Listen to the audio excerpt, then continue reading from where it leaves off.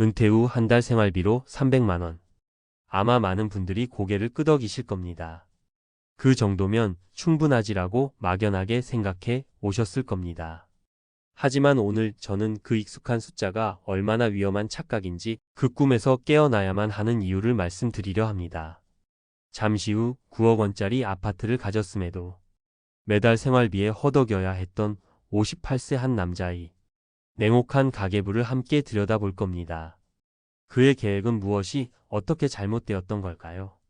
한국보건사회연구원의 최근 조사 결과를 보면 우리나라 30대부터 60대까지는 은퇴 후 월 평균 300만 원의 생활비가 필요하다고 생각하는 것으로 나타났습니다. 우리의 보편적인 희망사항인 셈입니다. 하지만 바로 그 조사에서 드러난 또 다른 현실은 등골을 서늘하게 만듭니다. 노후 소득의 가장 큰 기둥이 되어야 할 국민연금이 예상 월 평균 수령액은 고작 96만 6천 원에 불과했습니다. 희망은 300만 원인데 현실의 가장 큰 버팀목은 100만 원도 채 되지 않는 이 엄청난 간극. 바로 여기서부터 수많은 은퇴자들의 비극이 조용히 싹트고 있었습니다. 여기 평생을 한 직장에서 성실하게 일하고 은퇴를 2년 앞둔 58세 김진석 부장님이 있습니다. 그의 손에 남은 것은 아내와 함께 사는 9억 원 상당의 아파트 한 채와 약간의 예금이 전부입니다. 그는 나름대로 꼼꼼하게 계획을 세웠습니다. 국민연금과 젊을 때부터 부어온 개인연금을 합치면 월 200만 원 정도가 나오고 모아둔 예금에서 매달 100만 원씩 찾아 쓰면 월 300만 원으로 충분히 여유로운 노후를 즐길 수 있을 것이라 굳게 믿었습니다. 하지만 은퇴 후 첫 달 아내가 건넨 가계부를 받아든 그는 마치 망치로 머리를 한 대 세게 맞은 듯한 충격에 빠졌습니다. 부부 둘이 사는 집의 관리비와 각종 공과금, 통신비를 합치니 50만 원에 육박했습니다. 먹고 사는데 들어가는 식료품비와 생필품 비용이 60만 원. 은퇴했다고 사라지지 않는 부부의 보험료와 직장 다닐 땐 절반만 내던 건강보험료가 지역 가입자로 전환되며 훌쩍 뛰어올라 합치니 70만 원이 넘었습니다. 이것만으로도 벌써 180만 원. 김진석 씨의 연금 200만 원은 순식간에 바닥을 드러냈습니다. 이건 김진석 씨만의 특별한 이야기가 아닙니다. 최근 한 온라인 커뮤니티에서 큰 공감을 얻었던 어느 은퇴자 부부의 실제 가계부 내역을 보면 가끔 하는 외식비, 지인들을 만나는 사회활동비, 늘어나는 약값과 건강보조제 비용, 자동차 유지비까지 더하면 고정비 성격의 지출만으로도 월 260만 원이 사라진다고 합니다. 여기엔 1년에 한 번씩 내는 재산세나 자동차세, 갑작스러운 경조사 비용, 아프면 들어갈 병원비는 아직 포함되지도 않았습니다. 여러분이라면 이 상황에서 어떤 선택을 하셨을 것 같나요? 김진석 씨는 그제야 깨달았습니다. 월 300만 원은 여유로운 생활비가 아니라 그저 숨만 쉬고 살아가는데 필요한 최소한의 비용이었다는 것을. 그리고 자신이 평생 일군 자산 위에 살지만 정작 쓸 돈이 없는 전형적인 하우스 푸어 은퇴자였음을 비로소 직시하게 된 것입니다. 자, 지금까지 우리는 김진석 씨의 뼈아픈 실수를 살펴봤습니다. 어쩌면 남의 이야기 같지 않아 마음이 무거우실 수도 있습니다. 하지만 지금부터가 진짜 중요합니다. 왜 이런 실수가 반복되는지 그 원인을 정확히 알아야 우리는 다른 길을 갈 수 있습니다. 김진석 씨의 실패는 대부분의 은퇴 준비자들이 빠지는 두 가지 공통된 함정에서 비롯됩니다. 첫째, 내 마음대로 줄일 수 없는 고정 지출의 무게를 과소평가했다는 점입니다. 2023년 통계청 조사에 따르면 60대 이상 가구의 세금, 건강보험료, 연금기여금 같은 비소비 지출은 월 평균 63만 4천 원에 달했습니다. 이 돈은 내가 아껴 쓴다고 줄일 수 있는 돈이 아니라 내 의지와는 상관없이 매달 통장에서 그냥 빠져나가는 돈입니다. 둘째, 은퇴 후 삶을 위협하는 가장 큰 잠재적 폭탄, 바로 의료비를 간과했다는 점입니다. 한 보도에 따르면 2021년 기준 65세 이상 1인당 연간 진료비는 약 500만 원이었습니다. 부부라면 단순 계산으로도 연간 1,000만 원이 의료비를 쓰고 있다는 뜻입니다. 심지어 다른 기사에서는 은퇴 후 부부가 평생 지출할 총 의료비가 1억 6천만 원에 달할 수 있다고 경고합니다. 갑작스러운 질병이나 사고 한 번이 수십 년간 쌓아온 은퇴 계획 전체를 한순간에 무너뜨릴 수 있다는 뜻입니다. 결국 월 300만 원이라는 목표는 이렇게 보이지 않는 지출과 미래의 거대한 위험을 전혀 고려하지 않은 그야말로 모래 위에 지은 성과 같았던 셈입니다. 한 자산 전문가는 현실적인 은퇴 자금은 계산된 기본 생활비에 최소 1.3배를 곱해서 준비해야 한다 고 조언합니다. 그 0.3배가 바로 이런 예기치 못한 상황에 대비하는 최소한의 안전장치인 셈입니다. 그렇다면 우리에게 희망은 없는 걸까요? 아닙니다. 똑같은 상황에서도 전혀 다른 선택으로 안정적인 노후를 맞이한 사람들이 있습니다.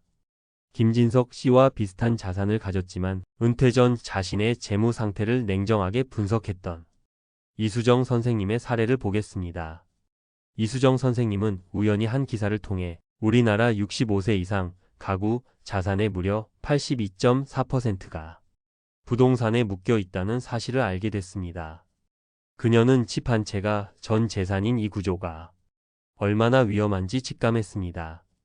그리고 남편과 오랜 상의 끝에 과감한 결정을 내립니다. 지금 사는 집을 처분하고 자녀들도 모두 출가했으니 조금 더 작은 규모의 아파트로 이사하기로 한 것입니다. 이 결정 하나로 그녀의 가정에는 수억 원의 현금이 생겼습니다. 이 소중한 자금의 일부는 즉시 연금에 가입해 사망할 때까지 매달 마르지 않는 고정적인 현금 흐름을 만들었고 남은 일부는 세제 혜택이 있는 개인형 퇴직연금 IRP 계좌로 옮겨 안정적으로 운용하며 추가적인 수익을 만들어내고 있습니다. 자산을 팔아야만 돈이 되는 묶인 돈에서 매달 통장에 따박따박 꽂히는 흐르는 돈으로 바꾼 것입니다. 이수정 선생님의 사례는 우리에게 아주 중요한 교훈을 줍니다. 은퇴 준비의 핵심은 내가 가진 총 자산의 크기가 아니라 어떤 상황에서도 매달 내 생활을 지탱해 줄 현금 파이프라인을 얼마나 튼튼하고 다양하게 구축했느냐에 달려 있다는 사실입니다. 월 300만 원이라는 막연한 꿈에서 깨어나 이제는 우리 모두 현실적인 계획을 세워야 할 때입니다. 제가 지금부터 말씀드릴 4가지를 오늘 당장 당신의 은퇴 계획서에 적용해 보시길 바랍니다. 첫째, 나만의 냉혹한 가계부를 직접 작성해 보십시오. 오늘 사례처럼 관리비, 모든 공과금, 보험료, 건강보험료, 세금, 통신비, 최소 식비 등 단 1원도 줄일 수 없는 고정지출 항목부터 종이에 모두 적어보는 겁니다. 아마 생각보다 훨씬 큰 액수에 스스로 놀라게 되실 겁니다. 둘째, 당신의 진짜 필요한 생활비를 다시 계산하십시오. 방금 계산한 고정지출액에 외식이나 취미활동 같은 변동 생활비를 더한 후 전문가의 조언처럼 반드시 1.3을 곱하십시오. 최소 5억, 현실적으로는 7억이라는 구체적인 목표 금액은 바로 이 계산에서부터 출발합니다. 셋째, 잠자고 있는 자산을 깨워서 현금 흐름을 만드십시오. 내 전체 자산 중에서 부동산 비중이 70%를 넘어간다면 심각하게 고민하셔야 합니다. 주택연금을 활용하시든 이수정 선생님처럼 규모를 줄여 이사하시든 묶여있는 자산을 매달 돈이 나오는 구조로 바꿀 구체적인 계획을 지금 세워야 합니다. 전문가들은 은퇴 후에는 부동산 비중을 50% 이하로 낮추는 것이 안정적이라고 한 목소리로 이야기합니다. 넷째, 국민연금 외에 반드시 플러스 알파 소득을 확보하십시오. 연금만으로는 부족하다는 사실은 이미 우리 모두가 알고 있습니다. 작은 오피스텔에서 나오는 월세 소득도 좋고 안정적인 배당주에서 나오는 배당 소득도 좋습니다. 하다못해 건강이 허락하는 소일거리라도 괜찮습니다. 매달 들어오는 단 30만 원, 50만 원이 추가 현금 흐름이 당신의 노후를 훨씬 더 품위 있고 안정적으로 만들어줄 것입니다. 오늘 이야기가 어쩌면 마음을 불편하게 하고 다소 고통스럽게 들리셨을지도 모르겠습니다. 평생 철석같이 믿어온 월 300만 원이면 되겠지라는 소박한 꿈을 깨라고 말씀드렸기 때문입니다. 하지만 아픈 현실을 용기 내어 직시하는 것만이 언젠가 진짜 현실이 될지도 모를 더 큰 비극을 막는 유일한 길입니다. 은퇴 준비는 단순히 돈을 모으고 아끼는 행위가 아닙니다. 그것은 나의 지난 삶을 냉정하게 돌아보고 다가올 위험에 맞서 가장 현실적인 계획을 세우는 위대한 전략입니다. 늦었다고 생각할 때가 가장 빠른 때라는 말이 있습니다.